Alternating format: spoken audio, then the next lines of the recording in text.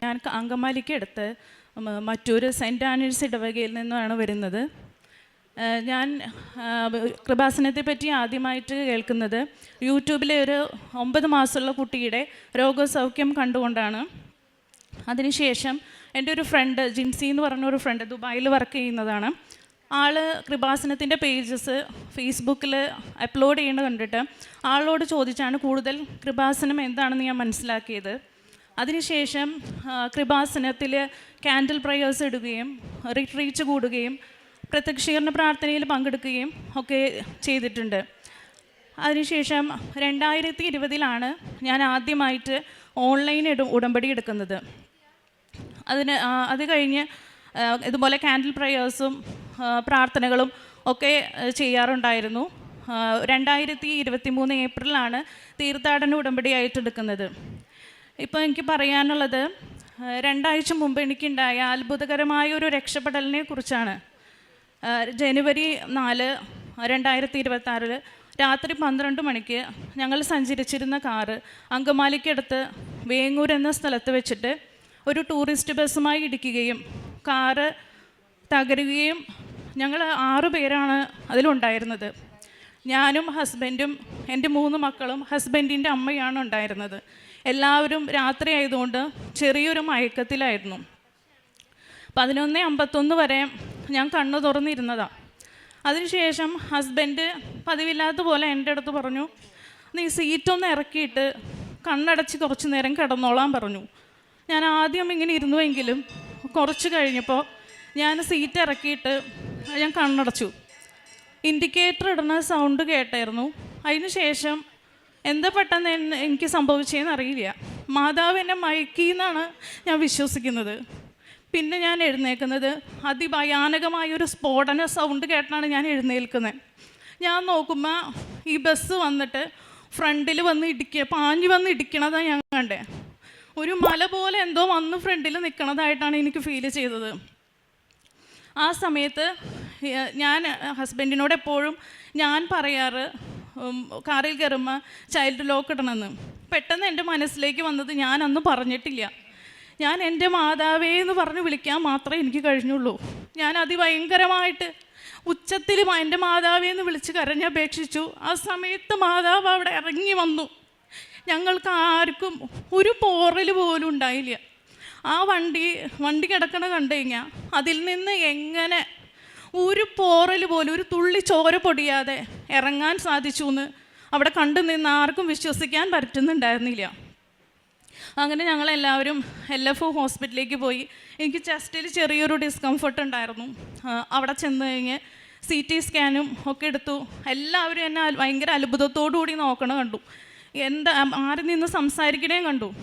ഇത് കണ്ടപ്പോൾ എനിക്ക് എന്താണാവോ എന്തോ ഒരു പന്തികേട് ഫീൽ ചെയ്തായിരുന്നു. അതിനുശേഷം എൻ്റെ ഈ മോൾക്ക് എക്സ്റേ എടുത്ത് കഴിഞ്ഞപ്പോൾ നട്ടെല്ലിന് പൊട്ടലുണ്ടെന്ന് പറഞ്ഞു. ഞാൻ ആ സമയത്ത് ആ ബെഡിൽ കിടന്നിട്ട് എൻ്റെ ഉടമ്പടി കാശുരൂപം കയ്യിലെപ്പോഴും കഴുത്തിലെപ്പോഴും ഉണ്ടാകും.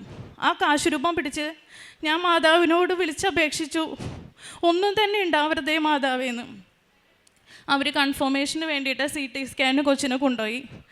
CT സ്കാൻ്റെ റിസൾട്ട് വന്നപ്പോൾ എക്സ്റേയിൽ കണ്ട ആ ഒരു പൊട്ടൽ അവിടെ ഇല്ല. അങ്ങനെ മാതാവ് അനുഗ്രഹിച്ചു. അതിന് ശേഷം നെക്സ്റ്റ് ഡേ ഒത്തിരി പേര് വീട്ടിൽ വന്നു. ഒത്തിരി ആൾക്കാരുകൾ വന്നു നമ്മളെ കാണാനായിട്ട്. ആ സമയത്ത് എല്ലാവരും വളരെ അത്ഭുതമായിട്ടാണ് എന്നെ നോക്കണത്. ഞാനപ്പോൾ ഇത് എന്താണാവൂന്ന് വിചാരിച്ചു. അപ്പം ഞാനങ്ങനെ കാറിൻ്റെ ഫോട്ടോസ് എൻ്റെ ഉള്ളിൻ്റെ ഉള്ളിൽ പറയാ, നീ ഫോട്ടോസ് ഉണ്ടെങ്കിൽ ഒന്ന് നോക്ക് എന്ന്. അങ്ങനെ ഞാൻ ഫോട്ടോ എടുത്തവരുടെ അടുത്തുനിന്ന് ഫോട്ടോ ചോദിച്ചു വാങ്ങിച്ചു. അങ്ങനെ വാങ്ങിച്ച് കഴിഞ്ഞപ്പോഴാണ് ഞാൻ കാണണത് വെറുതെ എല്ലാവരും എന്നെ അത്ഭുതത്തോടു കൂടി നോക്കിയതെന്ന്. ഞാനിരുന്ന ആ സൈഡാണ് തകർന്നു പോയേക്കണേ. എൻ്റെ ആ സൈഡ് ഡോറില്ല. എനിക്കറിഞ്ഞൂടാ ഞാൻ എങ്ങനെ അതിൽ ഒരനക്കവും തട്ടാണ്ടിരുന്നു എന്ന് എനിക്കറിഞ്ഞൂടാ. എൻ്റെ മാതാവും ഈശോ വന്ന് അവിടെ പിടിച്ചതാണ്. ഞങ്ങളുടെ ആരുടെയും ശരീരത്തിൽ നിന്ന് ഒരു തുള്ളി, എൻ്റെ ബോഡി ഫുൾ ചില്ലായിരുന്നു, ഒരു തുള്ളി ചോര പോലും പൊടിഞ്ഞിട്ടുണ്ടായിരുന്നില്ല. ഹസ്ബൻഡിൻ്റെ ഷർട്ടിൻ്റെ കോളറിൽ 2 ഡ്രോപ്പ് ബ്ലഡ് തെറിച്ചതായിട്ട് കണ്ടായിരുന്നു. അപ്പം ഹസ്ബൻഡും അന്വേഷിച്ച് കിടക്കായിരുന്നു ഇതെവിടെ നിന്ന് ബ്ലഡ് വന്നു എന്ന്. എങ്ങും ആരുടെ മേത്തും ബ്ലഡില്ല. ഞാൻ ഇന്ന് ഉറച്ച് വിശ്വസിക്കുന്നു ഞാനിവിടെ നവംബർ 5-ാം തീയതി ഉടമ്പടി പുതുക്കാൻ വന്നു കഴിഞ്ഞപ്പോൾ 6 നിയോഗങ്ങളും എഴുതി കുറേ നേരം വെറുതെ ഇരുന്നു. 512ാമത്തെ ടോക്കണായിരുന്നു കിട്ടിയത്. ആ ലാസ്റ്റ് നിമിഷം 512 വിളിക്കണതിൻ്റെ ഒരു 5 മിനിറ്റ് മുമ്പ് ഞാൻ അതിൻ്റെ അടിയിൽ എഴുതി, അങ്ങേ തിരുക്കുമാരൻ്റെ തിരുരക്തത്തിൻ്റെ സംരക്ഷണവും പരിശുദ്ധ അമ്മയുടെ നീലമേലങ്കിയുടെ സംരക്ഷണവും എനിക്കും എൻ്റെ കുടുംബത്തിനും ഉറപ്പാക്കണമെന്ന്. ആ ഒരു ഉറപ്പാണ് അവിടെ മാതാവ് ഞങ്ങൾക്ക് തന്നത്. ഞാൻ ഇന്ന് വിശ്വസിക്കുന്നു, ആളുടെ ഷർട്ടിൽ കണ്ട ബ്ലഡ് ഈശോയുടെ തിരുരക്തമാണെന്ന് ഞാൻ ഇന്ന് വിശ്വസിക്കുകയാണ്. അത് ഇന്നും എവിടെ നിന്നാന്ന് ഞങ്ങൾക്ക് അറിഞ്ഞൂടാ. ആരുടെ മേലും പൊട്ടിയിട്ടില്ല, ഒരു പോറലുമില്ല, ആർക്കും ഒരു കുഴപ്പവുമില്ല. അതിന് ശേഷം ഞാൻ ഈ ഫോട്ടോസ് ഇരുന്ന് കാണുമ്പോൾ അതിൽ പരിശുദ്ധ അമ്മയുടെ ഒരു ചിത്രം തെളിഞ്ഞു വന്നതായിട്ട് കണ്ടു. ഞങ്ങളുടെ കാറിൽ അങ്ങനെ മാതാവിൻ്റെ ഒരു സ്റ്റിക്കറോ ഒന്നുമില്ല, പക്ഷേ പരിശുദ്ധ മാതാവിൻ്റെ ഒരു ചിത്രം അതിൽ തെളിഞ്ഞു വന്നിരുന്നു, ഒരു ഫേസും ഉണ്ടായിരുന്നു. ഇത് കണ്ട് ഒത്തിരി പേരുടെ വിശ്വാസം വർദ്ധിക്കാൻ ഇടയായി. അതിന് മാതാവ് ഞങ്ങളെ ഒത്തിരി അനുഗ്രഹിച്ചു. ഇതാണ് ആ ഫോട്ടോ. ഇത് എത്ര പേർക്കത് ക്ലിയർ ആവേണ്ടെന്ന് എനിക്ക് അറിഞ്ഞുകൂടാ. ഇതുപോലെ ഒരു ഫേസുള്ള ഒരു ഫോട്ടോവും കൂടിയുണ്ട്. ഞാനിവിടെ സിസ്റ്ററെ കാണിച്ചായിരുന്നു. അതുപോലെ അടുത്തതായിട്ട് ഞാനിവിടെ കൃപാസനത്തിൽ വരുന്നത് വീട്ടിൽ ആരും അറിയാണ്ടാണ് ആദ്യമായിട്ട് ഇവിടെ വരണത്. അതിനുശേഷം എൻ്റെ ഈ മോൾക്ക് 1.5 വയസ്സുള്ളപ്പം പല്ലുകൾ പൊടിഞ്ഞു പോണ ഒരു അസുഖം ഉണ്ടായിരുന്നു. ഫ്രണ്ടിൽ 4 പല്ല് മരയിപ്പിക്കാതെ പച്ചക്കിട്ടിട്ട് അവളെ എൻ്റെ മടിയിൽ വെച്ച് റൂട്ട് കനാൽ ചെയ്യണത് ഞാൻ കണ്ടതാണ്. ആ സമയത്ത് എനിക്ക് സഹിക്കാൻ പറ്റിയില്ല. അന്ന് ഞാൻ ഇവിടെ കൃപാസനത്തിൻ്റെ പടിക്ക് വന്ന് നിന്ന് ഞാൻ ഇവളെയും കൊണ്ട് വന്നിട്ട് ഞാൻ പറഞ്ഞത്, എൻ്റെ മാതാവ് ഡോക്ടർ പറഞ്ഞത് എല്ലാ പല്ലിലേക്കും അത് സ്പ്രെഡാവുന്ന, മൂക്കിൻ്റെ അവിടേക്ക് ഇൻഫെക്ഷൻ കയറിയായിരുന്നു. ഇനി ഇതിലൊരു പല്ല് പോലും പൊടിഞ്ഞു പോകാൻ ഇടയാകരുതെന്ന്. അതുപോലെ തന്നെ ഞാൻ അന്ന് വന്നപ്പോൾ എങ്ങനെയാണ് അതുപോലെ സ്വിച്ചിട്ട പോലെ അതവിടെ നിന്നു. ഇപ്പം 8 വയസ്സാണ്. ഇന്ന് വരെ ഒരു പല്ലിനൊരു കേടോ ഒന്നും അടയ്ക്കാൻ പോകേണ്ട പോലും വന്നിട്ടില്ല. അത് പരിശുദ്ധ അമ്മയുടെ വലിയൊരു അനുഗ്രഹമാണെന്ന് ഞാൻ വിശ്വസിക്കുകയാണ്. അതുപോലെ എൻ്റെ ഈ 2 മക്കൾ ട്വിൻസാണ്. ഇവർ 3 പേര് ഓരോ വയസ്സ് ഗ്യാപ്പുള്ളൂ. എനിക്ക് ആ സമയത്ത് ജോലിക്കൊക്കെ പോവാൻ പോസിബിൾ അല്ലായിരുന്നു. ഞാനപ്പോൾ എപ്പോഴും ഇവിടെ ഉടമ്പടി എടുത്തപ്പോൾ പറയുമായിരുന്നു, എൻ്റെ മക്കളുടെ കാര്യം നോക്കിയിട്ട് ചെയ്യാൻ പറ്റുന്ന ഒരു ജോലി എനിക്ക് മാതാവ് നൽകി അനുഗ്രഹിക്കണമെന്ന്. അതിൻ്റെ ഭാഗമായിട്ട് എനിക്ക് സ്കൂൾ ടീച്ചറായിട്ട് കിട്ടുകയും അങ്ങനെ ജോലി റെഡിയാവുകയും ചെയ്തു. പിന്നെ ഇതുപോലെ സ്റ്റിറോയിഡ്സിൻ്റെ ഉപയോഗം മൂലം എൻ്റെ പ്രൈവറ്റ് ഏരിയാസിൽ 2 വർഷത്തോളമായിട്ട് ഡോക്ടേഴ്സ് പോലും പല മെഡിസിൻസും തന്നിട്ട് ഹീലാവാണ്ട് ഭയങ്കര ചൊറിച്ചിൽ അലർജി ഉണ്ടായിരുന്നു. അത് പരിശുദ്ധ അമ്മ എടുത്ത് മാറ്റി, ഞാൻ പോലും അറിയാതെ അതെടുത്ത് മാറ്റി. അതുപോലെ ഓൺലൈൻ ഉടമ്പടിയിലായിരിക്കുന്ന സമയത്ത് എൻ്റെ വീടിൻ്റെ ഫ്രണ്ടിൽ ഞാൻ ഒരു ബാഗിൽ നിന്ന് മണ്ണ് മാറ്റായിരുന്നു ചെടി നടാനായിട്ട്. ആ സമയത്ത് എല്ലാ മണ്ണും ഞാൻ വാരി ലാസ്റ്റ് ഒരു കൈ മണ്ണ് മാത്രമേ ബാക്കി നിൽക്കേ. ഞാനത് കുനിഞ്ഞെടുക്കാൻ പോകുമ്പോൾ എൻ്റെ തലയ്ക്ക് എന്തോ ഒരു പ്രഷർ വന്നടിക്കണ പോലെ തോന്നി. ഞാനൊരു കാലും കൊണ്ട് ആ മണ്ണ് ചവിട്ടി. ഇപ്പം അതിൻ്റെ ഉള്ളിൽ ഒരു പഴയ ബാഗിൻ്റെ വള്ളി പോലെ എന്തോ ചുരുണ്ട് കിടക്കുന്നത് കണ്ടു.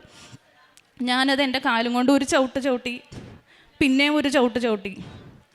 അത് രണ്ടാമത്തെ ചവിട്ടിലാണത് ഇഴഞ്ഞ് നീങ്ങണമെന്ന് ഞാൻ കണ്ടത്. അത് നമ്മുടെ ഇവിടെ 4 ഇനം വിഷമുള്ള പാമ്പുകളിൽ വെച്ച് ഏറ്റവും വിഷമുള്ള ശംഖുവരയൻ എന്ന ഇനത്തിൽപ്പെട്ട ഒരു പാമ്പായിരുന്നു. അത് ഒന്ന് തൊടുപോലും ചെയ്തില്ല. അന്ന് എൻ്റെ ഈ മോൾക്ക് 3.5 വയസ്സുള്ളൂ. കൊച്ചന്ന് പറയാം, മാതാവിൻ്റെ രൂപത്തിലേക്ക് നോക്കിയിട്ട്, അമ്മയെ മാതാവിൻ്റെ കാലിൻ്റെ കീഴിൽ ഒരു പാമ്പിനെ ചവിട്ടി പിടിച്ചേക്കുന്നത് കണ്ടോ, അതുപോലെയാണ് അമ്മ അവിടെ നിൽക്കണ കണ്ടപ്പോൾ എനിക്ക് തോന്നിയെന്ന് അവൾ പറഞ്ഞു. അതൊക്കെ മാതാവിൻ്റെ സംരക്ഷണം. ഞാൻ ഒരുപക്ഷെ എൻ്റെ കൈ കൊണ്ട് വാരിയെങ്കിൽ അതൊന്നും ആയിരിക്കില്ല. എൻ്റെ മാതാവാണ് അതങ്ങനെ ചെയ്യാനായിട്ട് എനിക്ക് തോന്നിയത്. അതുപോലെ ഒത്തിരി ചെറുതും വലുതുമായിട്ട് ഒരുപാട് അനുഗ്രഹങ്ങൾ മാതാവ് നടത്തി തന്നിട്ടുണ്ട്. അതുപോലെ പ്രേക്ഷിത പ്രവർത്തനമായിട്ടും കാരുണ്യ പ്രവർത്തികളായിട്ടും അനാഥാലയത്തിൽ ഒരു ദിവസത്തേക്കുള്ള ഭക്ഷണം കൊടുക്കാനുള്ള സംഭാവനകൾ കൊടുക്കാൻ സാധിച്ചിട്ടുണ്ട്. ഞാനെപ്പോഴും പത്രം കൊടുത്തു കഴിഞ്ഞാൽ എനിക്ക് അറിയുന്നവരിലേക്ക് മാത്രമേ ഞാൻ കൊടുക്കാൻ ശ്രമിക്കാറുള്ളൂ. കഴിഞ്ഞ പ്രാവശ്യം വന്നു കഴിഞ്ഞപ്പം എനിക്ക് പരിചയമില്ലാത്ത ഒത്തിരി പേരിലേക്ക്, പ്രത്യേകിച്ച് നോൺ കാത്തലിക് ആയിട്ടുള്ള ഒത്തിരി പേരിലേക്ക് അത് എത്തിക്കാൻ സാധിച്ചു. ഒരെണ്ണം പോലും ഇല്ലാതെ ഒക്കെ തീർന്നു പോയി, തികഞ്ഞില്ല എന്ന് പറയാം സത്യത്തിൽ. അതുപോലെ എന്ത് പ്രാർത്ഥനാ സഹായം വേണ്ടവർക്ക് അത് ചെയ്തു കൊടുക്കാറുണ്ട്. ഉടമ്പടി വസ്തുക്കൾ രോഗികളായിട്ടുള്ളവർക്ക് എത്തിച്ചു കൊടുക്കാറുണ്ട്. എൻ്റെ ഒരു ഫ്രണ്ട് പവിത എന്ന് പറഞ്ഞ ഒരു ഫ്രണ്ടിന് ഗുരുതരമായ ഒരു ബുദ്ധിമുട്ടുണ്ടായി. ഞാൻ വീട്ടിൽ ഉടമ്പടി വസ്തുക്കൾ കൊണ്ട് കൊടുക്കുകയും ആളിവിടെ വന്ന് ഉടമ്പടി എടുക്കുകയും അതിൻ്റെ ഭാഗമായി രോഗസൗഖ്യം ഉണ്ടാവുകയും ചെയ്തു. ആളത് ഇവിടെ വന്ന് സാക്ഷ്യപ്പെടുത്തുന്നതാണ്. പിന്നെ അതുപോലെ എൻ്റെ സിസ്റ്ററിലോ ഓൾറെഡി ഇവിടെ വന്ന് സാക്ഷ്യപ്പെടുത്തിയതാണ്. അങ്ങനെ ഒത്തിരി പേര് എന്നിലൂടെ കൃപാസനത്തിനെ പറ്റി പറയുവാനും ഇവിടെ ഒന്ന് ഉടമ്പടി എടുക്കാനും ഒത്തിരി സാധിച്ചിട്ടുണ്ട്. പിന്നെ ബൈബിൾ അരമണിക്കൂർ ഒന്നും ഞാൻ ആദ്യം വായിക്കുന്നല്ലാതെ അരമണിക്കൂറൊന്നും ഇരുന്ന് വായിക്കാറുണ്ടായില്ല. ഇപ്പം കൃത്യമായിട്ട് അങ്ങനെ ഒരു അനുഗ്രഹം ഉടമ്പടിയിലൂടെ എനിക്ക് നൽകി. അതുപോലെ എൻ്റെ മക്കളെ ഞാനങ്ങനെ വചനമൊന്നും പഠിപ്പിക്കാറുണ്ടായില്ല. പക്ഷേ ഇപ്പം എനിക്ക് ഒത്തിരി വചനങ്ങൾ എന്നും പുറത്തേക്ക് ഇറങ്ങുമ്പോഴും സ്കൂളിലേക്ക് പോകുമ്പോഴും വചനം ചൊല്ലിച്ചേട്ടാ ഞാൻ ഇറക്കാറുള്ളൂ. ഈ ആക്സിഡൻറ്റ് ഉണ്ടാവണ അന്നും ഞങ്ങൾ സങ്കീർത്തനം 17:8 എപ്പോഴും ചൊല്ലിച്ചേട്ടാ ഞാൻ ഇറക്കാറുള്ളൂ വരെ. കണ്ണിൻ്റെ കൃഷ്ണമണി പോലെ ഞങ്ങളെ കാത്തുകൊള്ളണമേ, അങ്ങയുടെ ചിറകിഴിഞ്ഞെങ്കിൽ ഞങ്ങളെ മറക്കണമേ എന്ന വചനം ചൊല്ലിയിട്ടാണ് ഞങ്ങൾ അന്ന് അവിടെ നിന്ന് ഇറങ്ങിയത്. അതുപോലെ തന്നെ ഈശോ മാതാവും ഞങ്ങളെ ചേർത്ത് പിടിച്ചു. അങ്ങനെ ഒത്തിരി അനുഗ്രഹങ്ങളും പ്രത്യക്ഷീകരണത്തിന് സാക്ഷിയായി ഈ ആൾത്താരയിൽ വന്ന് നിന്ന് സാക്ഷ്യം പറയാൻ അനുവദിച്ചതിനും ഈശോയ്ക്കും മാതാവിനും 1000 കോടാനുകോടി നന്ദി പറയുന്നു.